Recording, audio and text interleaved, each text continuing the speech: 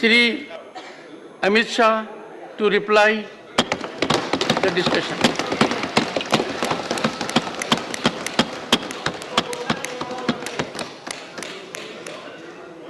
धन्यवाद सभापति महोदय। आज जो बिल लेकर मैं इस महान सदन के सामने उपस्थित हुआ हूं,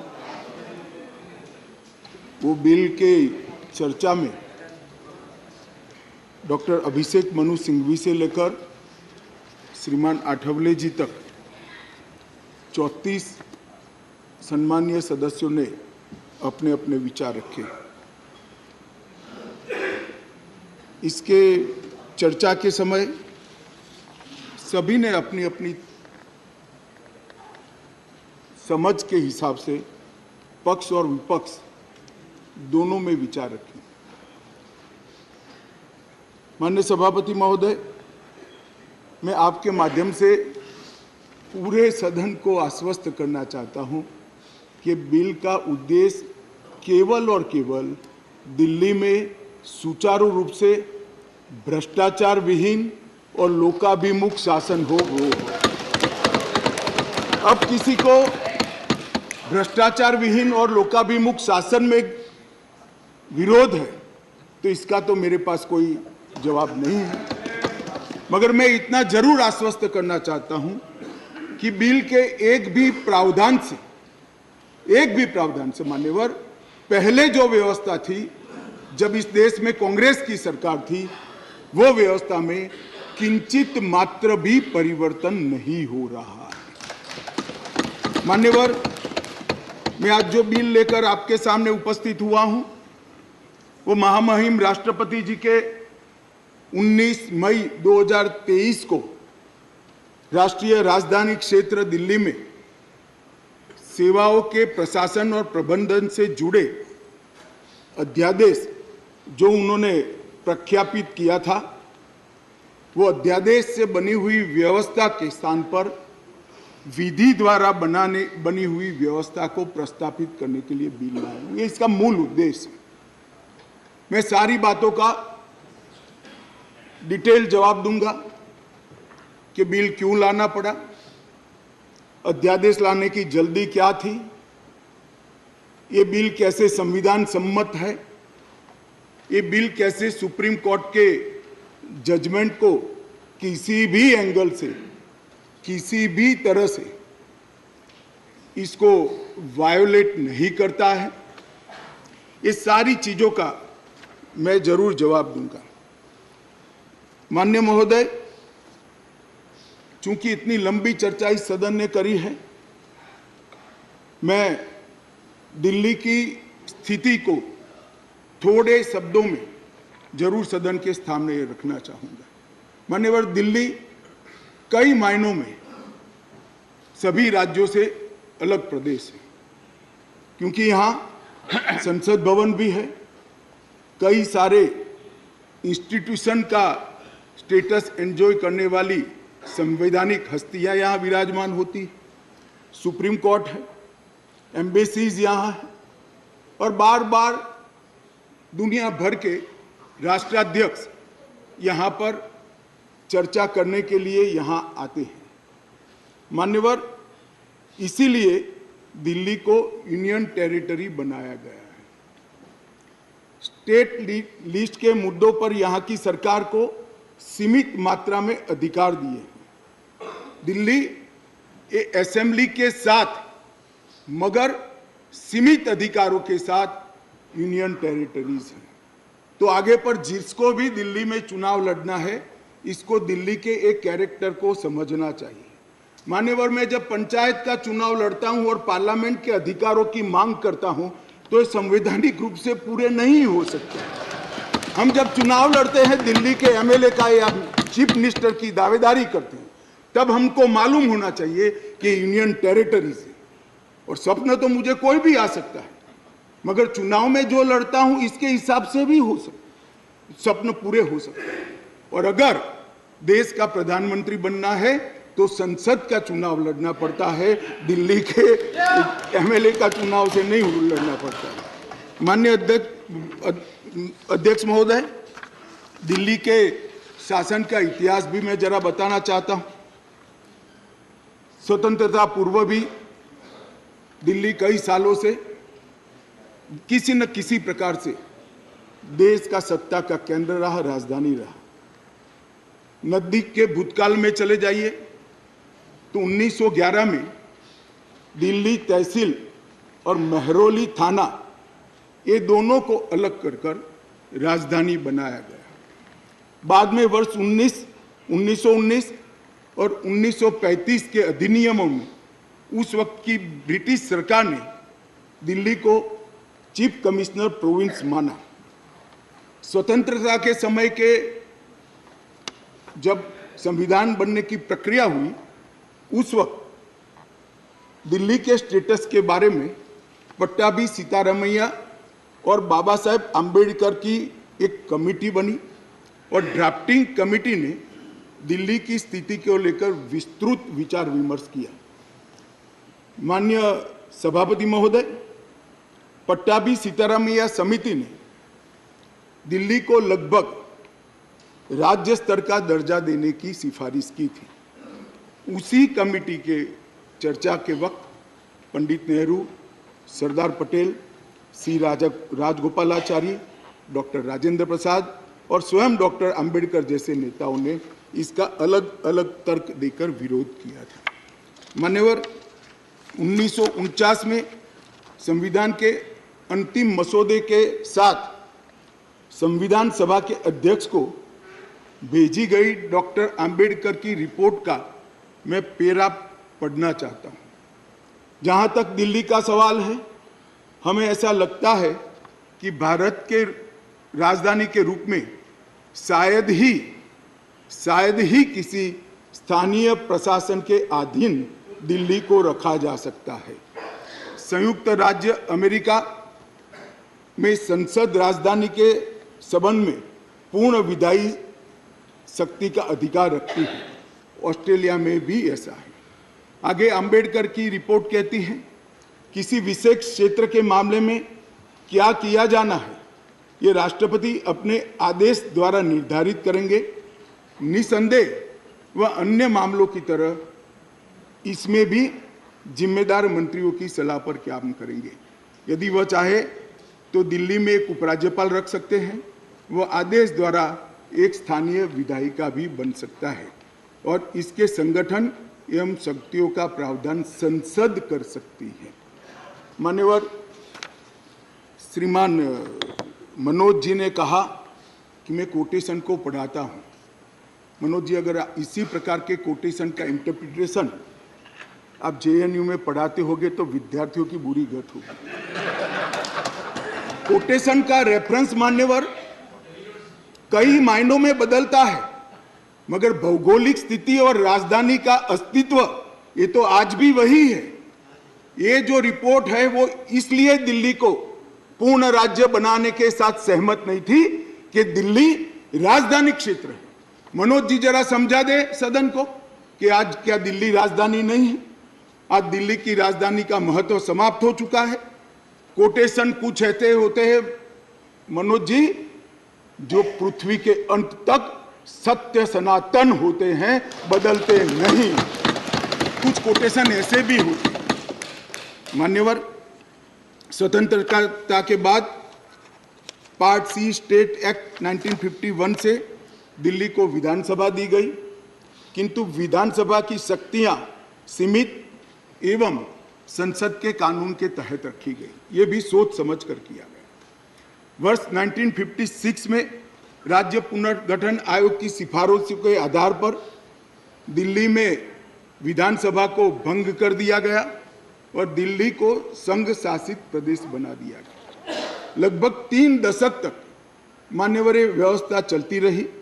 87 में सरकार या कमेटी बनी, जो बाद में बालकृष्णन कमेटी में परिवर्तित हुई और उसमें 1991 में 69वां संवैधानिक संशोधन किया, जिसमें संविधान में धारा 239 ए डाली गई और दिल्ली को विशेष दर्जा दिया गया।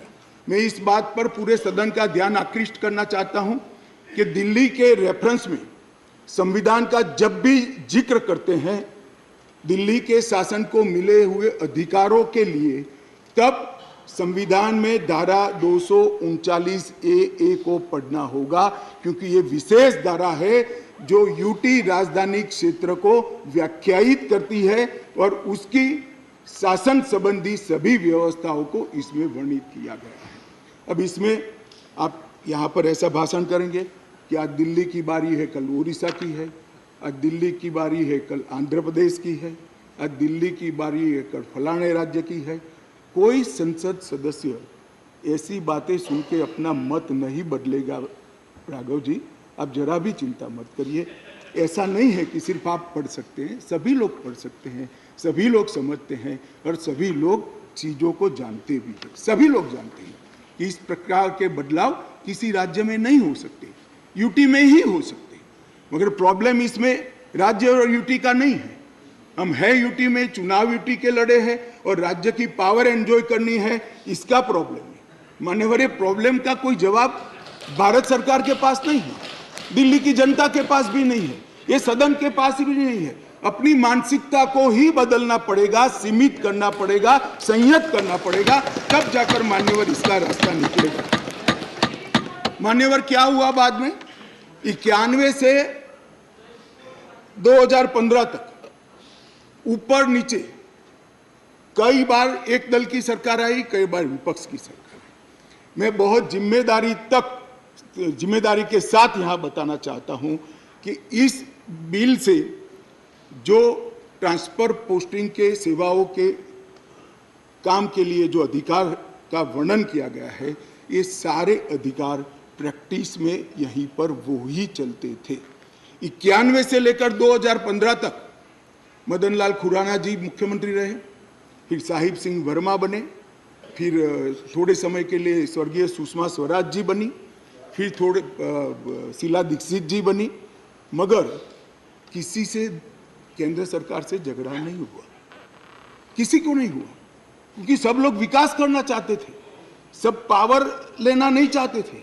मान्यवर, उस वक्त कई बार कांग्रेस की सरकार थी और हमारी सरकार ऊपर रही, कई बार हमारी सरकार नीचे थी, ऊपर कांग्रेस की सरकार रही। ट्रांसफर पोस्टिंग के लिए कभी झगड़ा नहीं हुआ। उस वक्त यही व्यवस्था से निर्णय होते थे और किसी मुख्यमंत्री को कोई तकलीफ नहीं थी। मगर 2015 में एक आंदोलन के आधार पर बनी हुई सरकार है और फिर जो बताया कई सदस्यों ने कि केंद्र सरकार पावर हाथ में लेना चाहती है। भैया, केंद्र सरकार को पावर हाथ में लेने की जरूरत नहीं है। 130 करोड़ की जनता की कृपा से हमें पावर भारत की जनता ने ही दे दिया। ये अधिकार हमें भारत की जनता ने दिया और कई राज्यों में, पूर्ण राज्यों में भारतीय जनता पार्टी की पूर्ण बहुमत की सरकार चल रही है। कोई पावर लेने की जरूरत नहीं है। एक बिल हम लाए हैं पावर केंद्र में लाने के लिए नहीं, केंद्र ने दिए हुए पावर पर दिल्ली यूटी की सरकार अतिक्रमण करती है, इसको वैधानिक रूप से रोकने के लिए ये बिल लेकर हम आए। मान्यवर, शब्दों के श्रृंगार से असत्य को सत्य नहीं बनाया जा सकता। लंबे चौड़े ऑक्सफोर्ड की डिक्शनरी के सुंदर सुंदर अंग्रेजी शब्दों से बोलने से असत्य सत्य नहीं हो जाता है। मान्यवर, मैं सबको बताना चाहता हूं कि कोई भी इसका विरोध करे, अगर सत्य है कि 91 से लेकर 2015 तक यही व्यवस्था चलती थी, इसमें हमने कोई फर्क नहीं किया है। मान्यवर, मैं इसलिए बात करना चाहता हूं कि नई व्यवस्था आई। कई सदस्यों ने कहा, मैं तो तब बोलना नहीं चाहता मगर कहा है इसलिए सिर्फ रिपीट करता हूं कि अराजकता फैलाने का काम दिल्ली में शुरू हो गया है। मान्यवर, शासन व्यवस्था के एक फ्रेमवर्क में चलना पड़ता है। अगर मैं मंत्री हूं तो मेरे मंत्री के नाते अधिकार है तो दायित्व भी है। मैं किसी और के अधिकार का हनन नहीं कर सकता।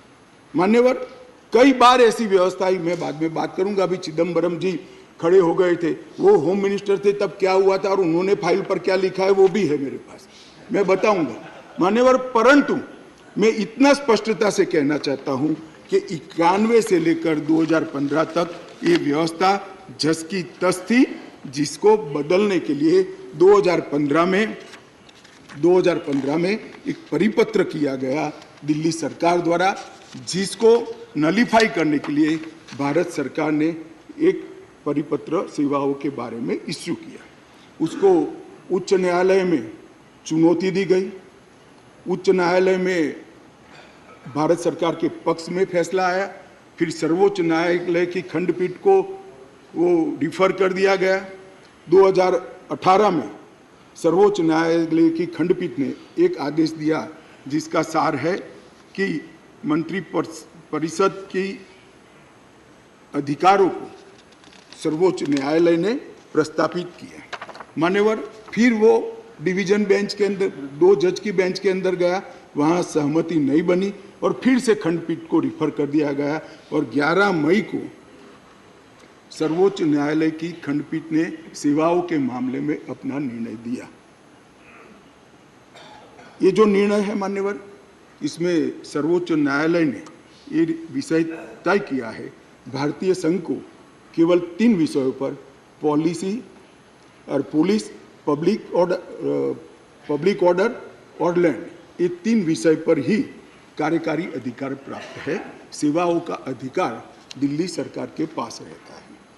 परंतु उसी जजमेंट में ये कहा गया, हालांकि 239A को कोट कर कि संसद को दिल्ली राजधानी क्षेत्र के सभी विषयों पर और किसी भी क्षेत्र पर कानून बनाने का अधिकार है। मान्यवर, अब जो लॉयर होते हैं वो बातों को बहुत खूबसूरत तरीके से रखने में माहिर होते हैं। एक ही अधिवक्ता एक बार एक धारा को डिफेंड करता है तो वही अधिवक्ता दूसरी बार वही धारा का विरोध करता है। मगर हमको तो ऐसी महारत हासिल नहीं, हम तो सार्वजनिक जीवन के छोटे कार्यकर्ता है, तो जो सच होते हैं वो बोलते हैं। मैंने अभिषेक मनु सिंघवी जी को ध्यान से सुना। मान्यवर, उन्होंने कहा, उन्होंने क्या करा उनको पूरा मालूम है, मैं मानता हूं मालूम होगा, बड़े विद्वान वकील है। उन्होंने अनुच्छेद 339A7A को पढ़ा, जिसमें लिखा है 239AA7A के तहत संसद को केंद्र सरकार के प्रावधानों को इफेक्ट देने या सप्लीमेंट करने के लिए कानून बनाने का पूरा अधिकार है। उन्होंने पढ़ा, मगर इसके ऊपर 3B में नहीं गए। मैं अब पढ़ता हूं 3B क्या है।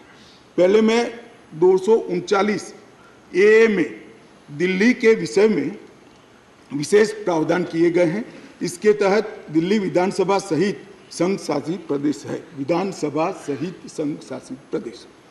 मान्यवर, इसके 239A3B के अनुसार दिल्ली के संघ राज्य क्षेत्र या पूरा राज्य क्षेत्र या उसके किसी भी भाग के बारे में उससे संबंधित किसी भी विषय पर कानून बनाने का अधिकार संसद का अधिकार।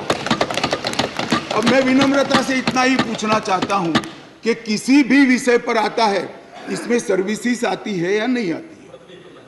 सर्विस विषय है या नहीं है?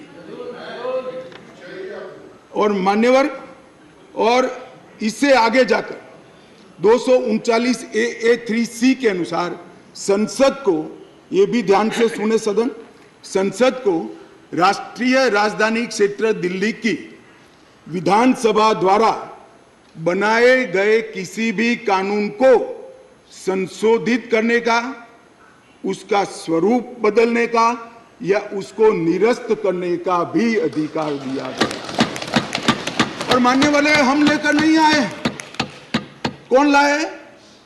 आज जो राजनीतिक जरूरियात के कारण आप पार्टी की गोदी में बैठी है, वो कांग्रेस पार्टी ये संविधान संशोधन लेकर आई। ये हम लेकर नहीं आए।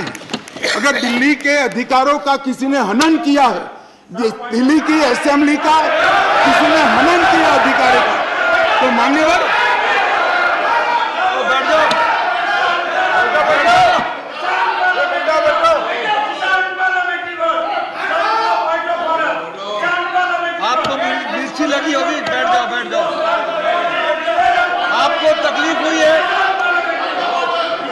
गोदी में बैठने में तकलीफ हुई है।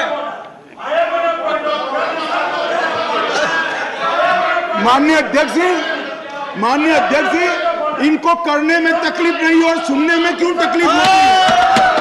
करते हैं तो सुनना पड़ेगा। गोदी में बैठ गए। मैं फिर से रिपीट करना चाहता हूं, केवल और केवल राजनीतिक स्वार्थ के कारण आप पार्टी का एपीचमेंट करने के लिए ये अपने ही लाए हुए कानून का ये विरोध कर रहे हैं।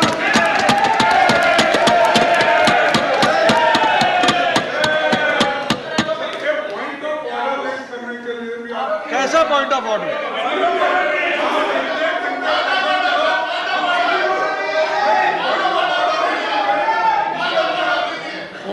Honorable Minister, Honorable Minister, माननीय अध्यक्ष जी, Honorable Minister.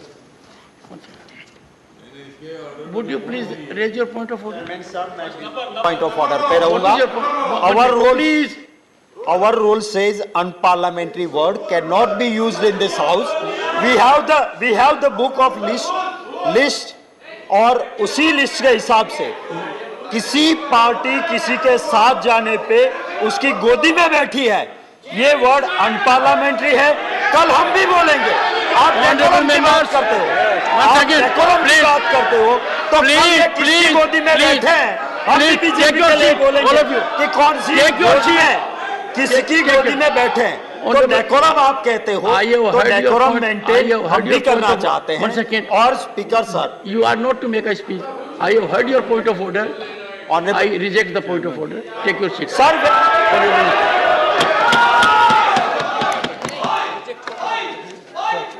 Honorable Minister. माननीय अध्यक्ष जी, यहां पर बहुत सारे सदस्यों ने बड़ी बड़ी दुहाइयां दी, संविधान की दुहाइयां दी, डेमोक्रेसी की दुहाइयां दी और अदालत के फैसले की सम्मान करने की दुहाइयां दी। माननीय अध्यक्ष जी, मैं इनको बहुत विनम्रतापूर्वक कहना चाहता हूं। मैं सबसे पहले अदालत के फैसले की बात करता हूं। अदालत के फैसले की अवमानना तब होती है तब अदालत ने किसी भी प्रकार का स्थगन आदेश दिया है। इसमें स्थगन आदेश मांगा गया था, अदालत ने दिया नहीं। दूसरी बात, अदालत के फैसले की अवमानना तब होती है जब हम अदालत के फैसले के विरुद्ध कोई बिल लेकर आते हैं। यहाँ अदालत ने अपने फैसले में स्वयं कहा है कि दिल्ली संघ राज्य के लिए देश की संसद किसी भी प्रकार का कानून बना सकती है। और माननीय अध्यक्ष जी, मैं सर्वोच्च अदालत के प्रति अति विनम्रता रखते हुए बताता हूं कि कई फैसले ऐसे होते हैं जो न्याय की कानून की इंटरप्रिटेशन करते वक्त अदालत देती है, मगर आज की जनभावनाओं के अनुरूप वो नहीं पाए जाते हैं। तो इस आज़ादी से अब तक ढेर सारे इतने उदाहरण हैं जिसमें संसद ने अदालत के फैसलों को बदलने के लिए कानून लेकर आए, मगर इसमें तो एक केस भी नहीं है। माननीय अध्यक्ष जी, इस देश की संसद ने कई बार संविधान बदला है। अदालत के फैसले की बात छोड़िए, अदालत के फैसले को न्यूट्रलाइज करने के लिए कई संविधान के पैराग्राफ जोड़े गए हैं माननीय अध्यक्ष जी। और ये संसदीय परंपरा है जिसको अदालतों ने भी स्वीकार किया है। और पहला संविधान संशोधन तो तब हुआ जब पार्लियामेंट भी नहीं बनी थी मान्यवर। कॉन्स्टिट्यूएंट असेंबली ने पहला संविधान संशोधन पारित किया था, तब से संविधान बदलने की प्रक्रिया चली है। और मैं आपको बताता हूं भाई, हम संविधान में बदलाव इमरजेंसी डालने के लिए नहीं लाए हैं। हम संविधान में बदलाव उस वक्त की तत्कालीन राष्ट्रपति की सदस्यता जो चली गई थी, इसको पुनर्जीवित करने के लिए नहीं लाए हैं। और इमरजेंसी डालकर लाखों डेमोक्रेटिक कार्यकर्ताओं को जेल में अरे खड़गे जी सुनिए, मैं धैर्यपूर्वक सुना हूं। कांग्रेस को लोकतंत्र पर बोलने का कोई अधिकार नहीं है। और क्या बात करते हो लोकतंत्र की?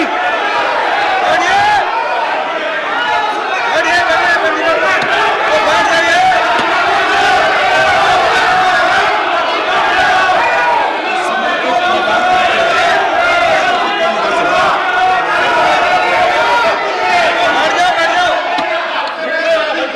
Honorable members, please take your seat. Take your seat. Nothing will go on record. Take your seat. Take your seat. One second, please. Honorable members, the Honorable Home Minister was throughout present by and large, and he heard everyone very patiently. And everyone in the House, now he has a right and duty as Home Minister to address the House. He is... Something wrong? Honorable Home Minister, nothing will go regard. Please. मान्यवर, मैं थोड़ी जल्दबाजी में प्रधानमंत्री की जगह राष्ट्रपति बोल गया, इसलिए मैं थोड़ा फिर से रिपीट करना चाहता हूं। इस देश के पूर्व प्रधानमंत्री की सदस्यता बचाने के लिए हम ये बिल नहीं लेकर आए। ये बिल संविधान की भावनाओं को संभालने के लिए हम लेकर आए। और मान्यवर, इमरजेंसी डाली गई, हम तो बहुत छोटे थे उस वक्त। ये बिल पर ही है, ये बिल पर ही है। भैया डिस्कस, मान्यवर ऐसा है कि जब ये लोग बिल पर चर्चा कर रहे थे, मुझे डेमोक्रेसी समझा रहे थे, तो मैं उनको डेमोक्रेसी समझा रहा हूं कि डेमोक्रेसी क्या है। इमरजेंसी के अंदर मान्यवर 3 लाख से ज्यादा राजनीतिक दलों के बड़े बड़े नेताओं को जेल में डाल दिए गए, जेल में डाल दिए। माननीय अध्यक्ष जी, सारे अखबारों पर सेंसरशिप डाल दी गई। माननीय अध्यक्ष जी, इंडियन एक्सप्रेस ने अपने संपादकीय को खाली रखना पड़ा। माननीय अध्यक्ष जी, ये लोग डेमोक्रेसी की बात कर रहे हैं, ये लोग डेमोक्रेसी की बात कर रहे हैं। माननीय अध्यक्ष जी, और जब माननीय अध्यक्ष जी इन्होंने पूछा कि भाई अध्यादेश अब लाए थे, तो एक बहुत सुंदर क्रोनोलॉजी देश के मतदाताओं को गुमराह करने के लिए।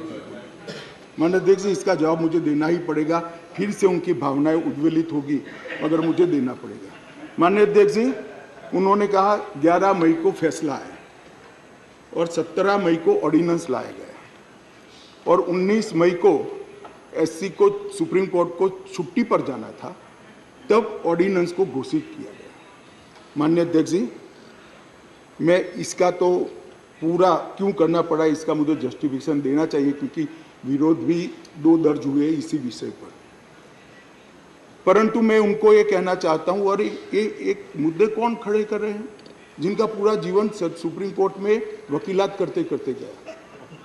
उनको ये भी मालूम नहीं है कि वैकेशन बेंच होती है, वैकेशन बेंच होती है, और वैकेशन के अंदर भी अगर उचित लगे तो मुख्य न्यायाधीश महोदय खंडपीठ भी बना सकते हैं, संवैधानिक खंडपीठ भी बना सकते हैं और स्थगन आदेश दे सकते हैं। वैकेशन के बाद क्या हुआ, ऑर्डिनेंस आ गया, वैकेशन के बाद चैलेंज किया, चैलेंज कर स्थगन आदेश मांगा, सुप्रीम कोर्ट ने नहीं दिया, आज भी नहीं है। मैं तो बिल लेकर आया हूं। अब ये क्रोनोलॉजी का क्या मतलब है बताइए। मगर यहां चर्चा कर एक भ्रांति खड़ी करना कि हमारे अधिकारों को लेने के लिए लालायित थे। भैया, अधिकारों को लेने के लिए लालायित नहीं थे, हम दिल्ली की जनता के अधिकारों की रक्षा के लिए लाए। इसलिए मान्यवर, ये जल्दी करनी पड़ती। मान्यवर, मैं आगे बताता हूं कि जल्दी क्यों करनी पड़ी। मान्यवर, अब मेरे पास भी एक क्रोनोलॉजी है, जरा उसको धैर्य से सुनना चाहिए। मान्यवर, 11/5/23 को ये अध्यादेश आया और ये फैसला है। फैसला लगभग 3-4 बजे के आसपास घोषित हुआ। उसके बाद में 5:30 बजे फैसला क्या था मान्यवर? फैसला तो ये था कि संवैधानिक खंडपीठ ने एक फाइंडिंग दिया है, ये रेगुलर बेंच के सामने जाएगा, रेगुलर बेंच हियरिंग करेगी और बाद में इस पर आदेश पारित करेगी, तब जाकर फैसला लागू होगा। फैसला तो अभी लागू भी नहीं हुआ है। मगर जल्दबाजी किसको कहते हैं मैं बताता हूं श्रीमान राघव चड्ढा जी। जल्दबाजी इसको कहते हैं कि अभी आदेश तो पारित भी नहीं हुआ था, एक नीति विषयक फैसला लिया जो 2 जजों की खंडपीठ ने सुनकर उस पर आदेश पारित किया जाना था, इसके बाद इंप्लीमेंटेशन होना था। 11/5 को शाम को 5:30 बजे एक नोट सर्कुलेट कर दिया गया कि आज 5:30 बजे तक पात्र अधिकारियों की सूची के साथ जो इस पद पर तैनात हो सके सचिव सेवाओं के मतलब सेक्रेटरी सर्विस के लिए एक नोट प्रस्तुत किया गया। ट्रांसफर करना भी चालू कर दिया। बोले अभी तो खंडपीठ 2 जजों की खंडपीठ का जजमेंट भी नहीं आया और ट्रांसफर करना चालू किया। सोशल मीडिया में घोषणा कर दी, अभी तो एप्लीकेशन मंगाई, नोट मंगाया है। सोशल मीडिया पर कह दिया श्री आशिक माधवराव मोरे को बदल दिया गया। कैसे बदलोगे भाई, कैसे बदलोगे मान्यवर? और इसके आगे मैं जाना चाहता हूं। इसके बाद सतर्कता विभाग विजिलेंस के मिनिस्टर ने सभी सहायक निर्देशकों को आदेश दे दिया कि विशेष सचिव सतर्कता को रिपोर्ट न करिए, उनको डायरेक्ट रिपोर्ट करिए।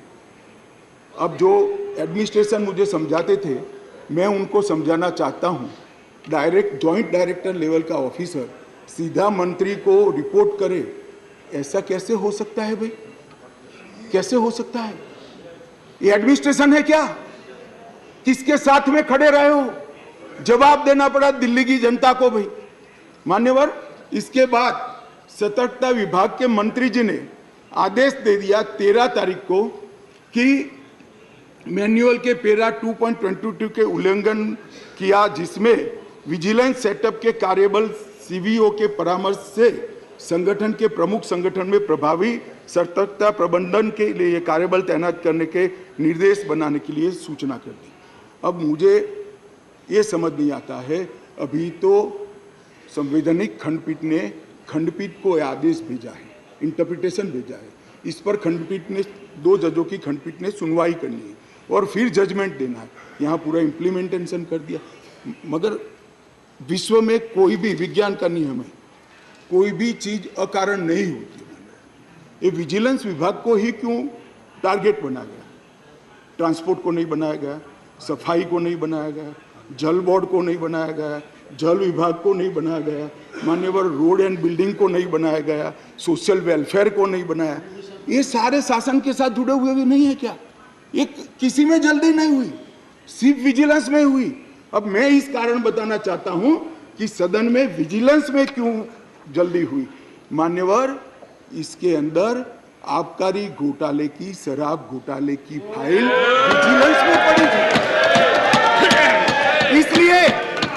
इसलिए मान्यवर आधी रात को विजिलेंस डिपार्टमेंट खोलकर फाइलों की हेराफेरी करने की फरियाद दिल्ली पुलिस को मिली है।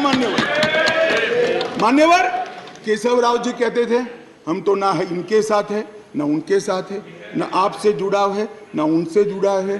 बीआरएस वालों का भी इस शराब घोटाले के साथ आप पार्टी के साथ जुड़ाव है, इसीलिए आप वहां बैठे हो। मान्यवर, ये एक फाइल थी आबकारी घोटाले वाली, दूसरी फाइल थी एक यहाँ पर शीश महल बना है मान्यवर, बहुत बड़ा शीश महल।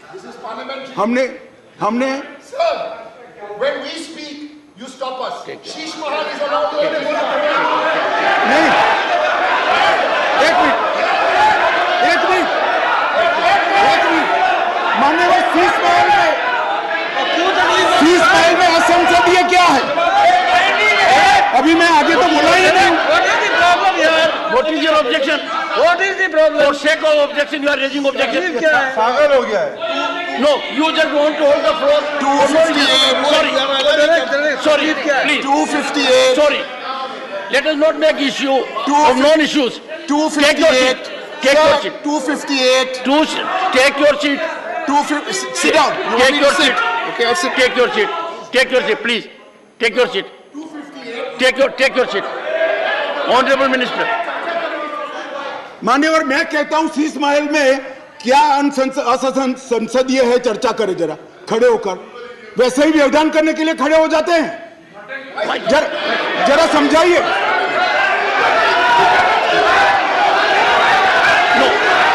मान्यवर मेरा निवेदन है, मान्यवर मेरा निवेदन है, असंसदीय क्या है इसमें इसकी चर्चा की जाए। मेरा निवेदन है। Take your seat, please. Take your seat. Take your seat. Take your seat. Sheesh Mahal की चर्चा हो जाए। Take your seat. Take your seat. Take your. You. Mr. Derek O'Brien. Mr. Derek O'Brien. You deliberately got up only to create disturbance, only to create disruption. This will not be accepted. Please. Sir, leader would like to speak, sir.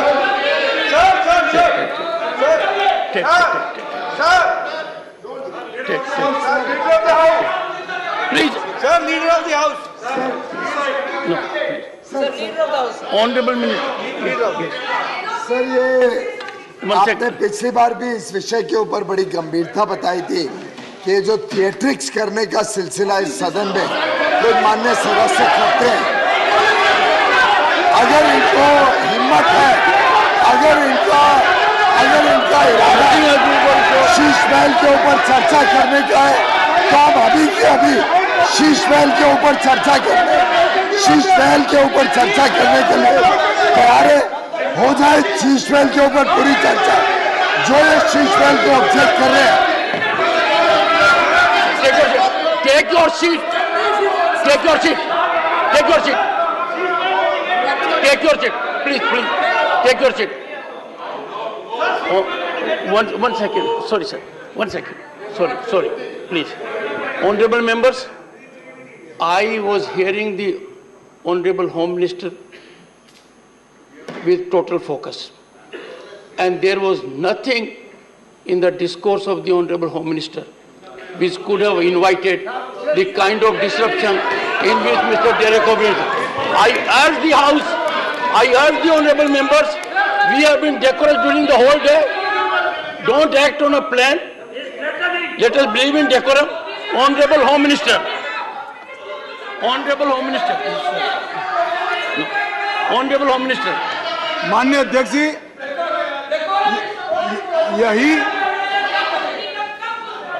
जिसको निशाना बनाया गया वही vigilance की office में मुख्यमंत्री के नए बंगले पर खर्च हुए अवैध खर्चे के लिए और आवंटित की गई राशि से 6 गुना ज्यादा खर्चे के लिए जांच की फाइल भी उसी के अंदर थी। माननीय अध्यक्ष जी, माननीय सुप्रीम कोर्ट ने एक ऑर्डर दिया था कि अपनी पार्टी के, सरकार के नहीं, अपनी पार्टी के प्रचार के लिए दिल्ली सरकार का जो खर्च हुआ है वो खर्च दिल्ली सरकार से नहीं, आप पार्टी से वसूल कर दिल्ली सरकार के खजाने में डाला जाए 90 करोड़ रुपए। इसकी जांच भी यही विजिलेंस डिपार्टमेंट ने थी। मान्यवर, इन्होंने दिल्ली सरकार के पास लॉ एंड ऑर्डर नहीं है, इसका मतलब पुलिस नहीं है, इसलिए वहां इंटेलिजेंस डिपार्टमेंट नहीं हो सकता है, मगर उन्होंने एक फीडबैक यूनिट बनाया और फीडबैक यूनिट से राजनीतिक जानकारियां इकट्ठा करना शुरू करी। मान्यवर, इसके खिलाफ भी एक जांच चली और एक जांच की फाइल भी विजिलेंस डिपार्टमेंट ने दी। मान्यवर, BSES और BYPL ये 2 वीज वितरण कंपनियां हैं जिनका 21,000 करोड़ रुपया दिल्ली सरकार को बकाया है, देना है, फिर भी 2,000 करोड़ का उनको पेमेंट कर दिया गया। इसकी भी जांच चल रही है, वो जांच की फाइल भी इसी विजिलेंस डिपार्टमेंट में थी। मान्यवर, और ये आधी रात को जो कागज इधर उधर कोड़ने का प्रयास किया गया वो ही इमरजेंसी थी।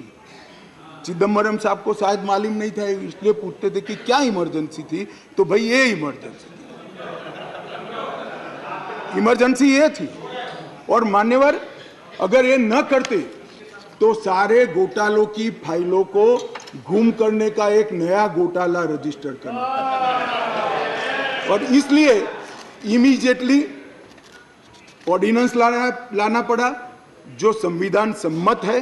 संविधान में ऑर्डिनेंस की व्याख्या और अधिकार ऐसे स्थितियों के लिए ही दिए गए हैं और सबको मालूम है जब ऑर्डिनेंस लेकर आते हो तो 6 माह के अंदर या सबसे पहले सदन के अंदर, जो सदन जब मिलेगा तब सदन के सामने रखना पड़ता है। तो आज मैं लेकर आया हूं। अब इसमें गैर संवैधानिक क्या है भाई बताओ तो?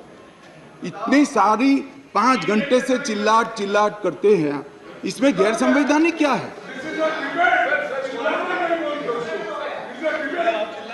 क्या प्रीपेड? तो क्या कर रहे हैं? सब और क्या कर रहे हैं? नहीं तो कर रहे हैं। नहीं, एक सेकंड। मान्यवर खड़गे साहब की बात सही है। चिल्लाना शब्द निकाल दीजिए। बार बार रिपीटेशन के साथ इसको आप दोहरा रहे हो, इसलिए मैं बता रहा हूं बस। खड़गे साहब की बात सही है सर। मान्यवर, अब ये विधानसभा के अधिकारों की बात करते हैं।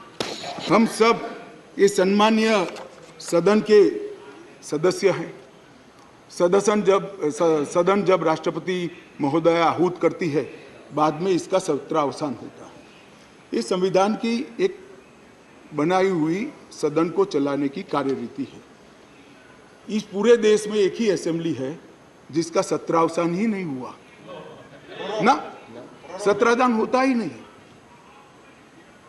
स्पीकर साहब सदन को मुलतवी करते और फिर जब बोलाना है, राजनीतिक भाषण करना है, तब सदन को बुलाकर 3 घंटे चलाकर फिर से बंद कर देते। दिल्ली असेंबली ऐसी है जिसका आज तक सत्रावसान ही नहीं हुआ है। मान्यवर, आप मुझे बताइए ऐसे चल सकता है? माननीय अध्यक्ष जी, विधानसभा के rules of procedure and conduct of business 1997 के नियम 70 में विधानसभा अध्यक्ष को सदन को स्थगित करने का अधिकार दिया है। ये अधिकार इस तरह से देश के किसी भी असेंबली के स्पीकर ने नहीं उपयोग किया है।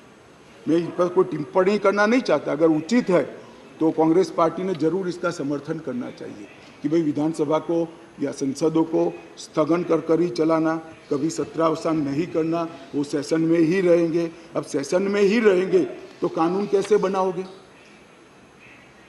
अब कैबिनेट बुला ही नहीं सकते। इसलिए क्या स्थिति है समझिए साहब। 2020 में सत्र की संख्या कितनी हुई दिल्ली के? 1 बजट सत्र। 2021 में कितनी? 1 बजट सत्र। 2022 में कितनी बार सदन बुलाया गया? 1 बार बजट सत्र। 2023 में कितनी बार सदन बुलाया गया? 1 बार बजट सत्र। उसके अलावा असेंबली की जरूरत ही नहीं है।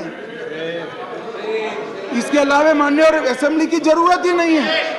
ये किस तरह से असेंबली चला रहे हैं मान्यवर? कैबिनेट के अधिकारी की दुहाई दे रहे हैं। 2022 में 6 कैबिनेट बैठक सिर्फ हुई है, 1 साल में सिर्फ 6। इसमें से 3 बजट रिलेटेड है और 3 एक बिजली कंपनी को सहायता करने के लिए बुलाई गई, बाकी एक भी कैबिनेट नहीं बुलाई। मान्यवर, 2023 में सिर्फ 2 ही कैबिनेट बुलाई गई और दोनों बजट के कामकाज के लिए बुलाई। अब आप क्या भैया कैबिनेट का दुहाई देते हो? क्या अधिकार का दुहाई देते हो? ना कैबिनेट मिलती है, ना सदन मिलता है और हमें डेमोक्रेसी पढ़ाते हो भाई। ऐसा कभी नहीं होता भाई। ये जो कहते हैं ना कि क्या विशेष हुआ था, इसलिए मैं समझाता हूं मान्यवर क्या विशेष। मान्यवर, IRTS, AIIMS, Delhi metro, IIT Delhi, UR जैसे ढेर सारे योजनाओं का क्लियरेंस न मिलने के कारण ये इंस्टीट्यूशन और ये डेवलपमेंटल काम दिल्ली की जनता को नहीं मिल पा रहे हैं। वो राजनीतिक रूप से रोक कर बैठे हैं। 5G टेक्नोलॉजी लाने का रास्ता मोदी जी सुगम करना चाहते थे। हमारे अश्विनी भाई बार बार पत्र लिखते हैं। 2016 से झगड़ा चल रहा है मगर इस पर कार्यवाही नहीं करी और ट्रांसफर पोस्टिंग के लिए इनको सुप्रीम कोर्ट में जाने का समय है।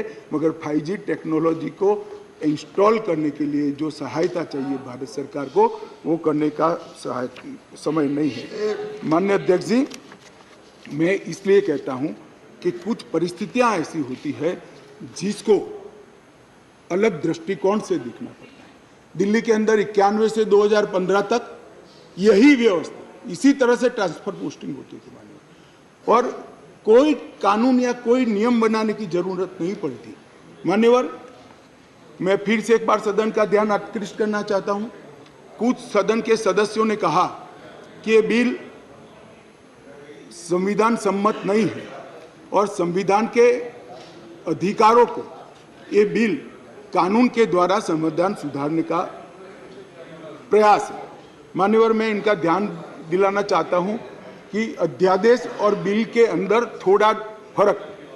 अध्यादेश के अंदर धारा 3A है जो बताती थी कि दिल्ली विधानसभा को एंट्री 41 यानी सेवा मामलों पर कानून नहीं बना पाएगी, ये अध्यादेश के अंदर। फिर हमने इसको ध्यान से बारीकी से अध्ययन किया, काफी लोगों की राय भी ली और लगा कि ये एकदम वायोलेशन तो नहीं है संविधान का, मगर ग्रे एरिया है। इसलिए जो मैं बिल लेकर आया हूं, विधेयक लेकर आया हूं, इसमें धारा 3A को भारत सरकार ने ही हटा लिया है, इसलिए वायोलेशन का क्वेश्चन डज नॉट अराइज। धारा 3A को हमने हटा लिया है, अध्यादेश से हटाकर बिल में धारा 3A को नहीं डाला गया है। अब दिल्ली की विधानसभा को भी सेवा में कानून बनाने का अधिकार है, आप बना सकते हो, मगर केंद्र का कानून अभी जो बना है इससे कॉन्ट्राडिक्टरी कानून नहीं बना सकते हो, इतना ही है। माननीय अध्यक्ष जी, एक मैंने कह दिया, अगर 239 AAB, एक बहुत बड़ी चर्चा चली कि मंत्रियों के अधिकार अफसरों को दे दिए गए। कैबिनेट के अंदर अफसर कैबिनेट नोट भेजेंगे। तो माननीय अध्यक्ष जी, मैं तो 2 सरकारों में रहा हूँ, गुजरात सरकार में रहा हूँ और अभी मोदी जी के नेतृत्व में भारत सरकार में काम रखा। कभी मैंने as a minister cabinet note sign नहीं किया, फाइल साइन की है, मगर कैबिनेट नोट तो सेक्रेटरी ही भेजते हैं। शायद आप लोगों के राज्य में मंत्री की सिग्नेचर से जाती है तो मुझे मालूम नहीं है। अगर कोई ऐसा दूसरा राज्य है तो भी बताना चाहिए सदन को। माननीय अध्यक्ष जी, मैं खंडवार जवाब देना नहीं चाहता, इतना ही कहना चाहता हूं कि 45A 45(1) को जो उद्धृत कर सब लोग बोल रहे थे, इसमें मैं इतना ही कहना चाहता हूं कि इसमें दिए गए सारे प्रावधान ट्रांजैक्शन ऑफ बिजनेस रूल 1993 में पहले से मौजूद है, 93 से है, जो कांग्रेस पार्टी लेकर आई है। हम कुछ नया नहीं लाए, मगर वो रूल्स को मानते नहीं थे, इसलिए रूल्स को एक्ट का हिस्सा बनाया गया है। 93 से रूल्स के हिसाब से दिल्ली चलती है, फुल स्टॉप कॉमा का फर्क नहीं है साहब इसमें। ट्रांजैक्शन ऑफ बिजनेस रूल 1993 जो है, जो कांग्रेस पार्टी ने बनाए थे, उसको ही हम एक्ट में आमेज किए हैं और इसलिए करने पड़े हैं कि एक ऐसी सरकार चुनकर आई जो रूल्स को मानती नहीं है, इसलिए एक्ट में डालना पड़ा। मान्यवर, ये सारे अधिकार जो है, अधिकारों का बंटवारा है, कार्य विभाजन है और कार्य पद्धति है, ये सारी की सारी कांग्रेस पार्टी ने बनाई हुई है। अगर कांग्रेस पार्टी में अंतरात्मा है तो इस बिल का समर्थन करना चाहिए। मैं तो आपकी चीज को लेकर खड़ा हूं, मगर ये नहीं करेंगे, मुझे मालूम है मान्यवर, क्योंकि उनको गठबंधन बचाना है, मान्यवर, मैं आपको बताना चाहता हूं, ये आप पार्टी का जन्म ही कांग्रेस का विरोध कर हुआ। लगभग 3 टन जितनी गाली कांग्रेस की सरकार को बोले और बोलकर सरकार में आए, और आज अनधिकृत अधिकार प्राप्त करने के लिए कांग्रेस का समर्थन ले रहे हैं। और कांग्रेस वालों को भी ठीक है, चलो हमारा गठबंधन बने। भाई, मैं बताना चाहता हूं खड़गे साहब, जैसे ही आज शाम को ये बिल खत्म हुआ, पारित हुआ, केजरीवाल जी पलट जाएंगे, ठेंगा दिखाएंगे और कुछ नहीं होने वाला। तो उनका लक्ष्य हम नहीं है, कांग्रेस पार्टी है। जरा इनका चुनावी इतिहास देखिए, उनका लक्ष्य साफ हो, वो आपको नहीं छोड़ेंगे। खैर, वो आपको देखना है। और माननीय अध्यक्ष जी, ये सारे लोग सिद्धांतों की मुझे दुहाई दे रहे थे। मैं पूछना चाहता हूं, तृणमूल कांग्रेस और कम्युनिस्ट पार्टी आज एक मंच पर है, किस सिद्धांत के तहत है? जरा बताइए तो मुझे, किस सिद्धांत के तहत है? पूरा जीवन एक तृणमूल कांग्रेस पार्टी का जन्म ही कम्युनिस्टों का विरोध करते हुए हुआ है। कांग्रेस पार्टी से वो इसलिए अलग हुए कि नरसिम्हा राव जी ने कम्युनिस्ट पार्टी से हाथ मिला लिए और आज सत्ता प्राप्त करने के लिए वो इनके साथ बैठे। एक कांग्रेस पार्टी और कम्युनिस्ट पार्टी केरल में तो यूडीएफ एलडीएफ कर एक दूसरे की जान लेने पर आमादा है और वहां इलू कर रहे हैं। माननीय अध्यक्ष जी, ये जनता दल, ये जेडीएस, माननीय अध्यक्ष जी, जेडीएस, ये नीतीश कुमार जी है। जेडीयू ये नीतीश कुमार जी है, जिनकी राजनीति चारा घोटाले का विरोध कर हुई। इनके राष्ट्रीय अध्यक्ष लल्लन सिंह जी कहते थे, मैं पान का बनवारी बन जाऊंगा मगर कांग्रेस पार्टी के साथ नहीं जाऊंगा, लालू के साथ नहीं जाऊंगा। मान्यवर, ये साथ में आ गए। साथ में क्यों आए?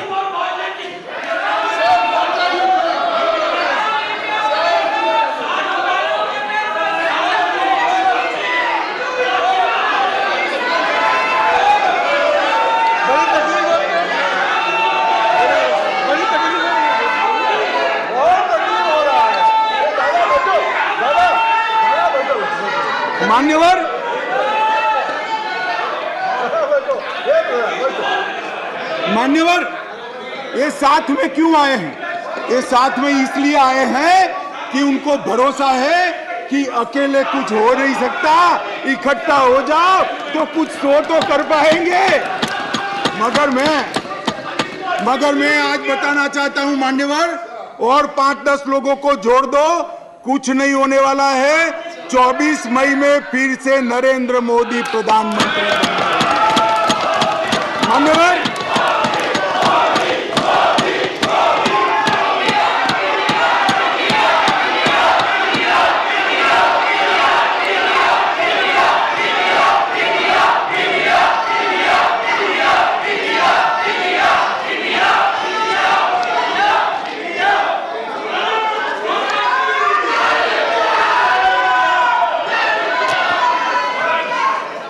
मान्यवर श्री संजय राउत ने कहा, मान्यवर श्री संजय राउत ने कहा,